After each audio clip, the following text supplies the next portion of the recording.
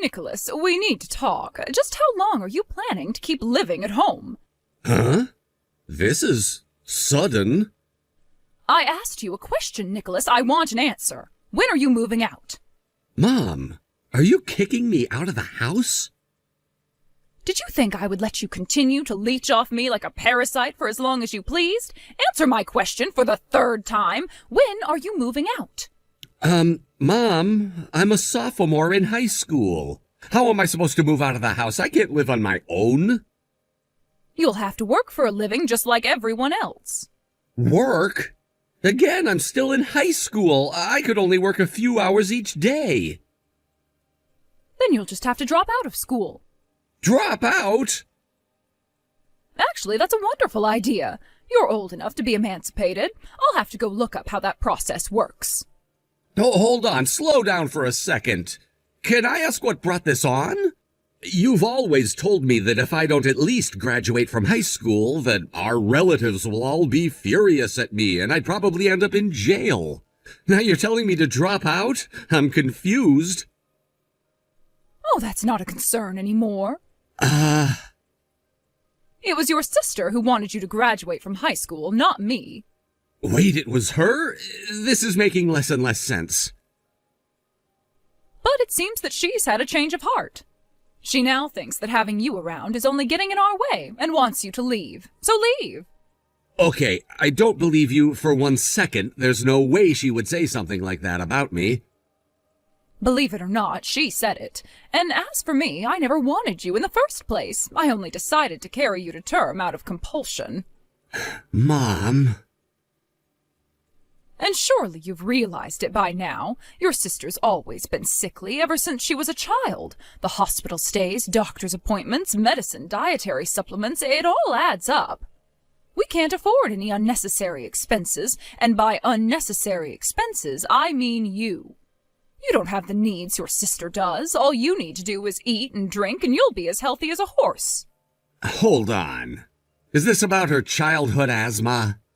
But she got over that when she was in middle school, didn't she? I mean, she's living like a normal human being. She's even got a job. You heard her coughing this morning.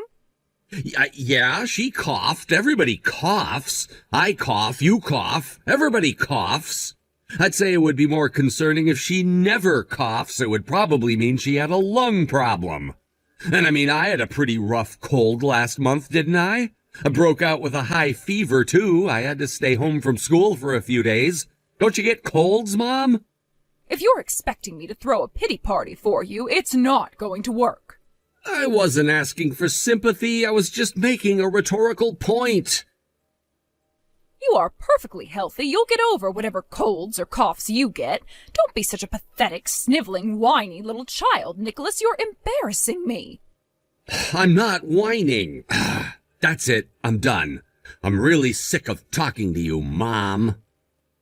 What did you say to me? You want me to move out of the house before I graduate high school, is that right? Fine, have it your way.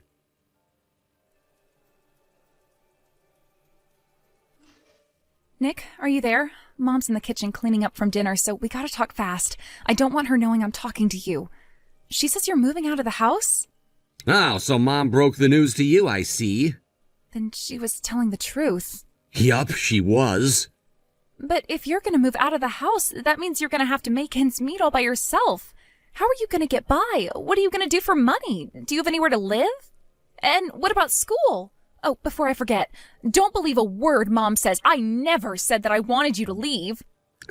Don't worry, Rebecca. I know you'd never say that about me. I figured she was just projecting. The walls in our house aren't that thick. I can hear all her late-night rants about me that she puts you through. She hates me so much that she assumes you must hate me just as much as she does. Yeah, you're probably right about that. I know I'm right. I mean, did I tell you what she said to me the other day? I think you remember back when Mom was trying to make me drop out of high school right when I turned 16, you told her that if she made me quit school, all of her relatives were going to be furious at her, and there's even a chance that the police might get involved. But somehow Mom managed to turn that into you being concerned that they would all be mad at me and I would be the one who'd end up in jail. Ugh. I had forgotten about that. I was just so glad she didn't go through with it. Once it was all said and done, I thought whatever delusions she had shouldn't be much of an issue. But we need to get back on topic. Do you have any idea how difficult it's going to be for you to leave home at your age? To be honest, I think I'm actually gonna be just fine. Fine? How are you going to be fine? When Mom sent that insane text the other day, I was actually over at Grandpa's house to talk with him. Dad's side, not Mom's side. Eesh. You were? I've never told this to Mom, but I've been going to see him from time to time ever since Dad died.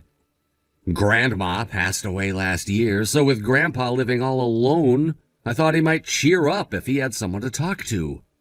Plus, it's only about 30 minutes away by bike, so I don't need to worry about anyone driving me. So yeah, I was there at his house having a great old time hearing him tell funny stories about when Dad was a kid, when Mom texted me and, well, told me to leave the house. Wow, I had no idea. And when I talked to Grandpa about what she said, he told me that I didn't need to live with that awful woman, his words, for 1 second more, and that I was welcome to move into his house if I wanted to. So I decided to hold my head high and told her that if that's what she wants, then sure, I'll leave. Wow, so Grandpa said he'll support you? I talked to one of my teachers who knows about my situation, and he said he'd set me up with a good part-time job when the time comes, so yeah, I think I should be just fine until I graduate from high school. Okay, well, that's a relief. It sounds like you've got everything figured out. I think it might be time for me to make my move, too. You too? I've been wanting to talk to Grandpa for some time myself. Do you think I could come along with you the next time you go to see him? Do you have plans to go over there again soon, or...? Yeah, I was going to go down there this Saturday. Great, that works for me. I'll tag along then. Hey, Nick, thanks for letting me go with you to see Grandpa today. Don't mention it. I was glad to have you. And I know Grandpa was happy to see you too. But I gotta say, you really blew me away when you told us what you were planning to do. Sorry for dropping that bomb on you so suddenly, but my mind's made up, so... Hey, I've got no objections here. If anything, I'm actually kind of relieved. Then I guess it's settled. We'll have 1 month to get everything ready. And remember, no matter what, we cannot let Mom know anything at all about this. Trust me, you don't need to tell me twice. Well, Nicholas, it's now been 1 month since you said you were moving out of the house. Let me make myself crystal clear. I'm not going to let you back out of this just because you're a minor, or because you're in high school. I fully intend to hold you to your word. You told me in no unclear terms that you were moving out, and I expect you to do so with all due haste. What do you want from me? I told you it would take about a month to get ready. What? I don't remember you saying any such thing. That doesn't surprise me. You never did listen to much of what I had to say. But I'd like to think you would remember a detail as important as that one. Fine, then you have 1 week and not a second more. Not to worry, Mom. I managed to get ready for the move quite a bit quicker than I expected. I've already left. I got out of the house first thing this morning. What? I've been moving my things out a little bit at a time over the last 3 weeks. Don't tell me you didn't notice. You did? When? I had no idea you were doing that. How did you move your things without me noticing? Did you expect me to rent a moving truck? I don't have the money to do that. And even if I did, I don't have a driver's license. I had no choice but to move little by little over a long period of time. But be that as it may, you really didn't notice? What'd you think I was doing with the massive cardboard boxes I strapped onto the back of my bike when I left for school? I might as well have put up a flashing neon sign saying, "Hey, Mom, look at me. I'm moving out." I've had just about enough of your snide remarks, young man. Oh, well, too bad. I still have a few more. Like, for example, didn't you think it was odd that all my bookshelves were empty, my dresser was empty? I even took the posters down off the walls. How did you not notice any of that? Like, really? Just what kind of an oblivious doofus are you? Okay, moving on. If you're this surprised that I moved out, I'd just love to see the look on your face when you realize that it's not just me. Rebecca's moving out too. No, not Rebecca, too.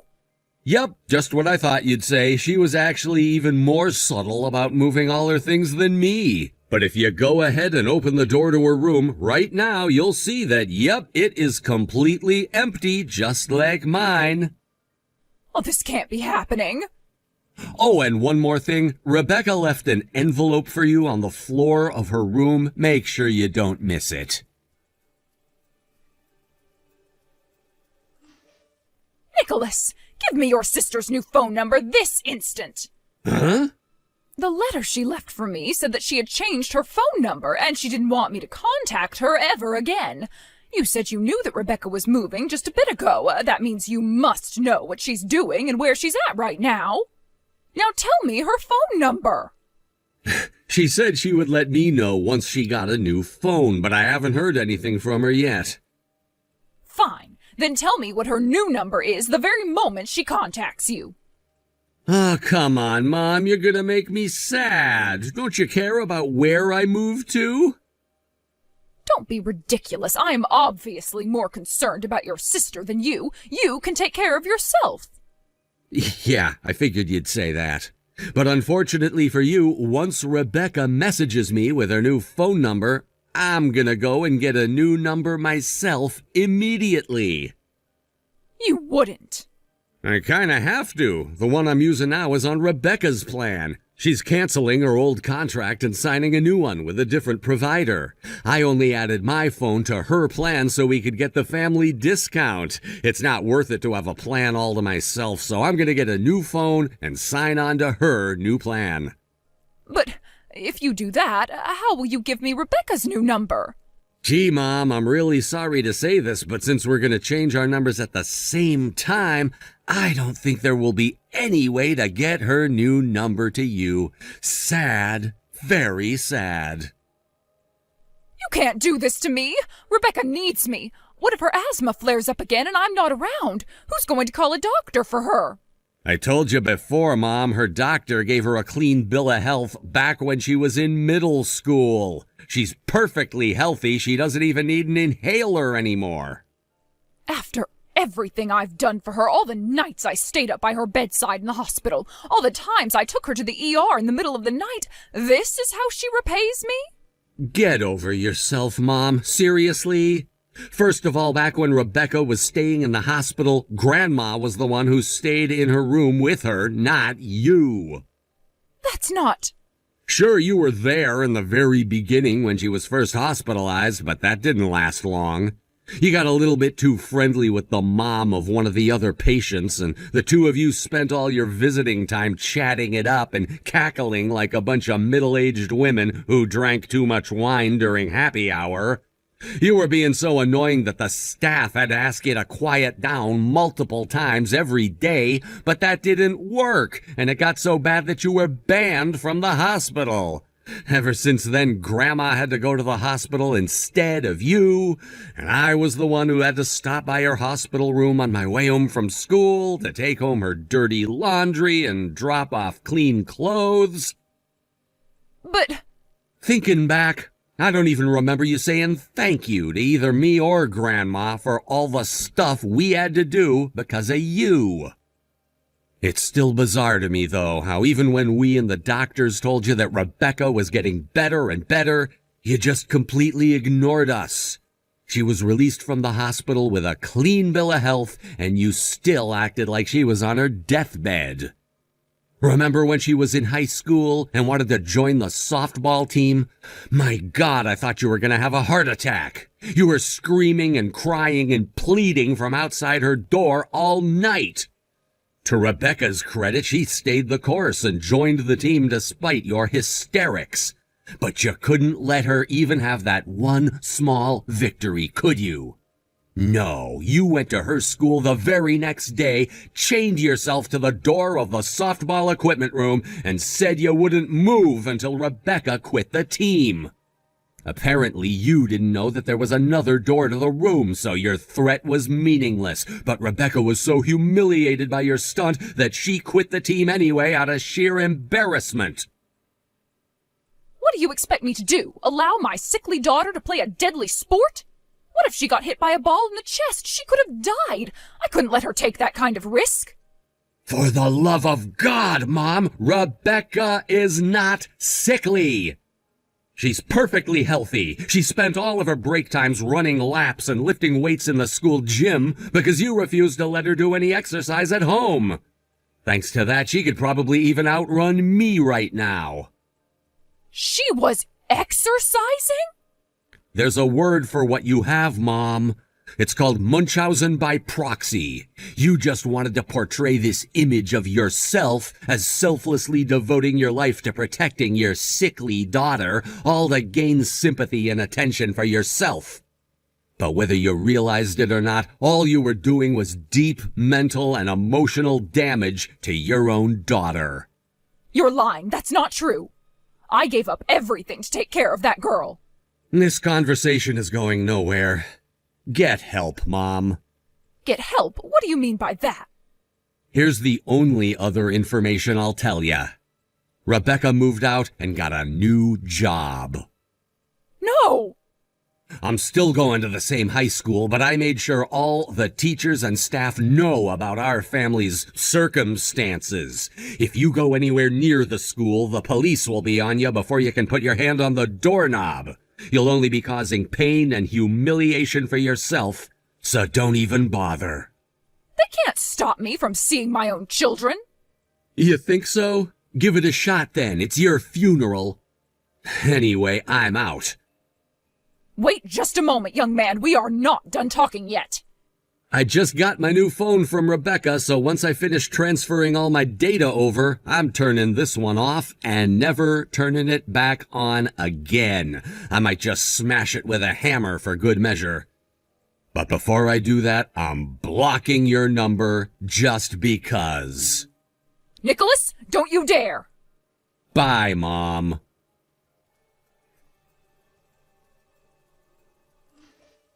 As you know, but my mom doesn't, I moved out of my old house and am now living with my grandpa. As for my sister, she got married to the boyfriend Mom didn't know she had and moved in with him. He's a real stand-up guy, too. He knows about our family's situation, and he said that if it didn't work out for me to live with my grandpa, that I was always welcome to come and live with the two of them. I'm really glad Rebecca found a guy like him. Grandpa was glad to hear about her getting married, too. He said he was worried about her being lonely, but knowing what kind of guy her husband is puts his heart at ease. And finally, my mom.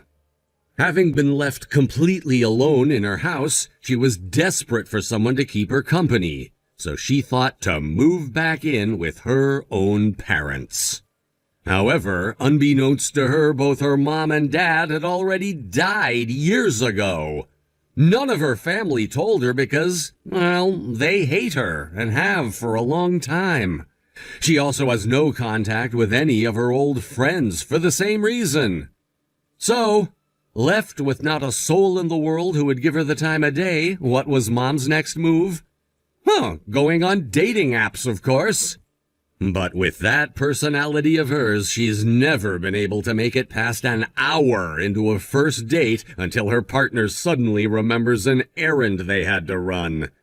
She's actually become somewhat of a legend online, with entire social media pages dedicated to men telling the hilarious stories of their unfortunate encounters with her.